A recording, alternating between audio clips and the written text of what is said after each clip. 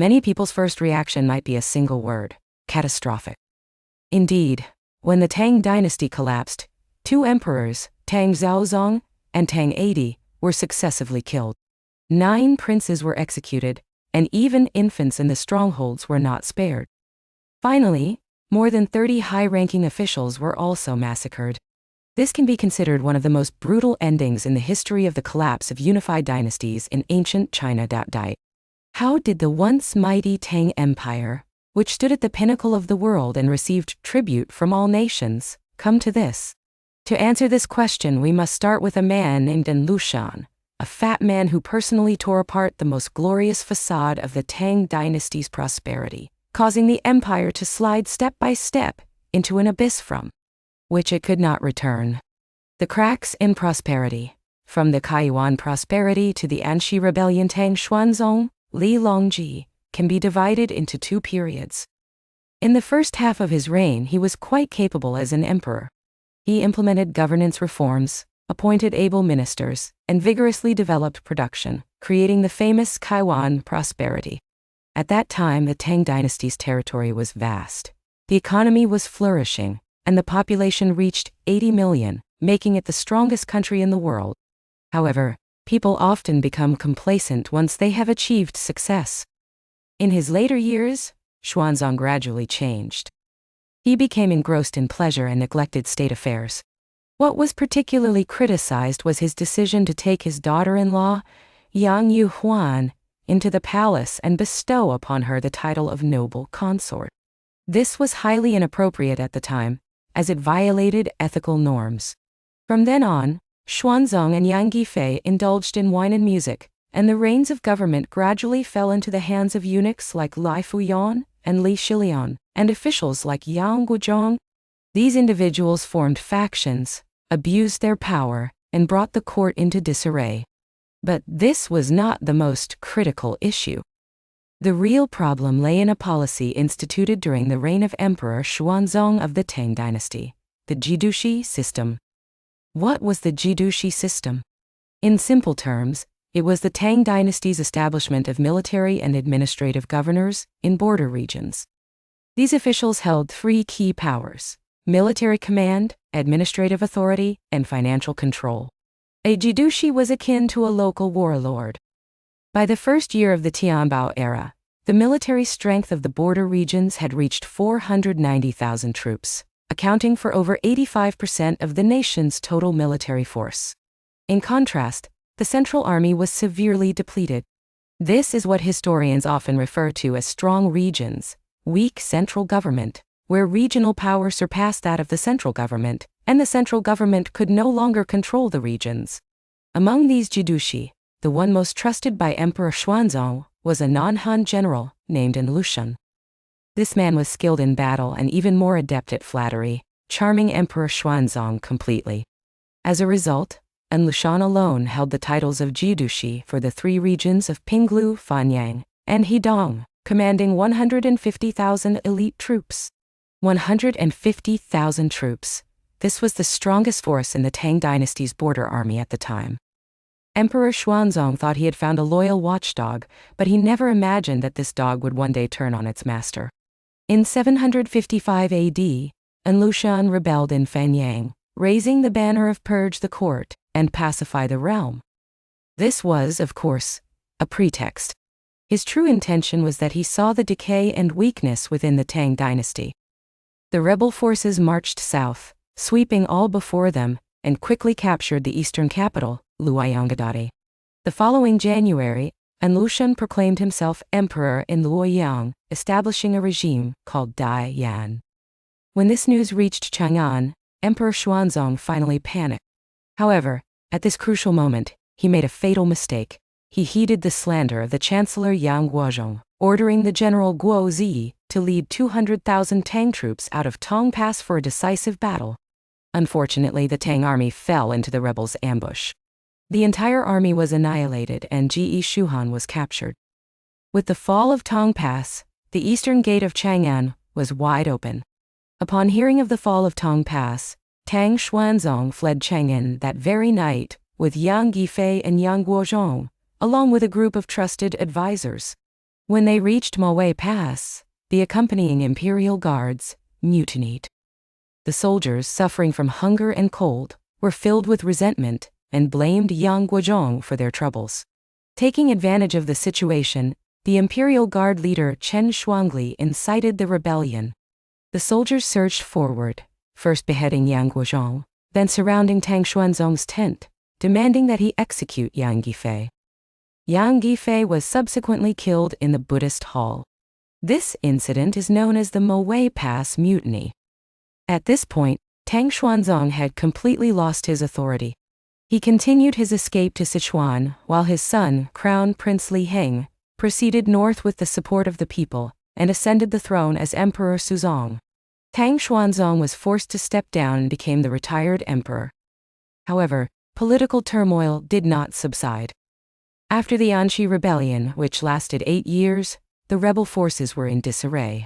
An Lushan was killed by his son, and Qingjiu, who in turn was killed by his subordinate, Shi Siming. Shi Siming was later killed by his own son, Shi Chouyi.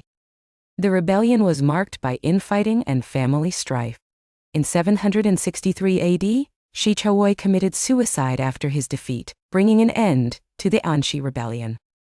However, the end of the rebellion did not resolve the problems it had created. The war had inflicted devastating damage on the Tang Dynasty, with nearly 7/10 of the population perishing in the conflict. Those who survived were largely displaced.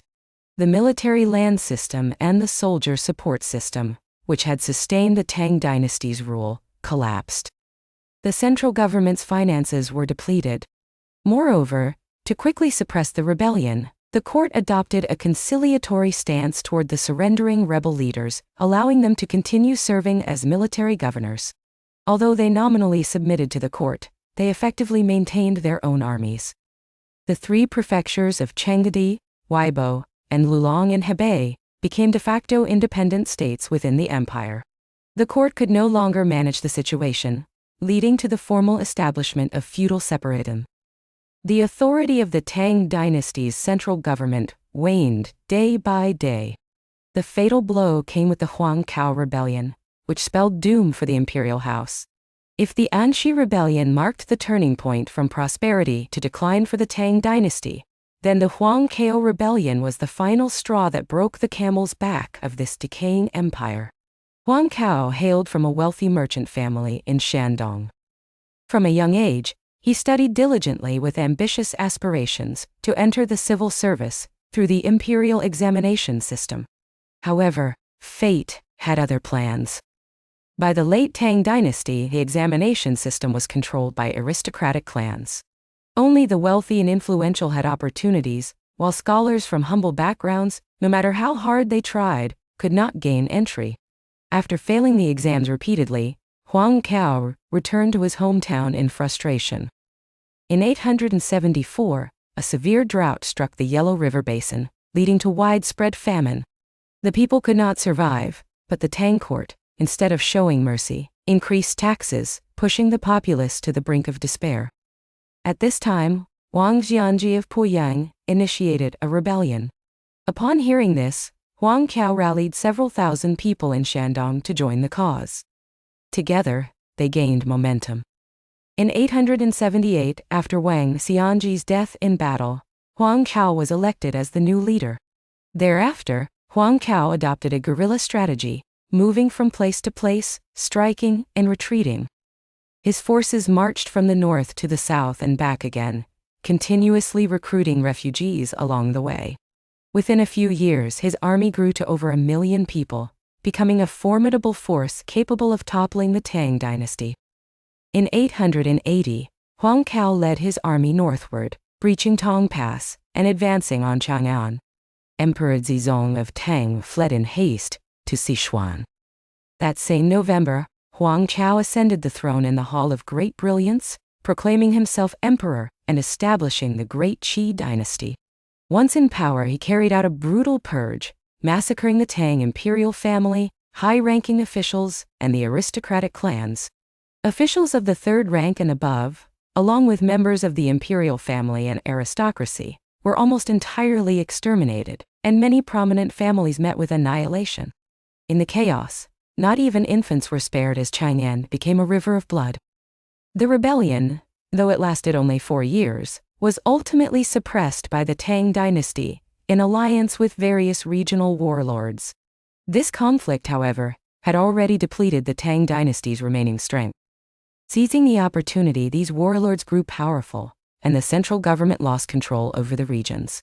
Among them was a man named Zhu Quanzhong, who rose to prominence during the suppression of the rebellion and eventually brought an end to the Tang Dynasty. Zhu Quanzhong, born into a humble family, initially followed the rebel leaders. Seeing their decline, he surrendered to the Tang Dynasty, which granted him the name Zhu Quanzhong to win his allegiance. Ironically, this name would prove to be the most disloyal to the Tang. Using Bayanzhou as his base, Zhu Quanzhong seized opportunities during the suppression of the rebellion to expand his territory, quickly becoming the most powerful warlord in the Central Plains.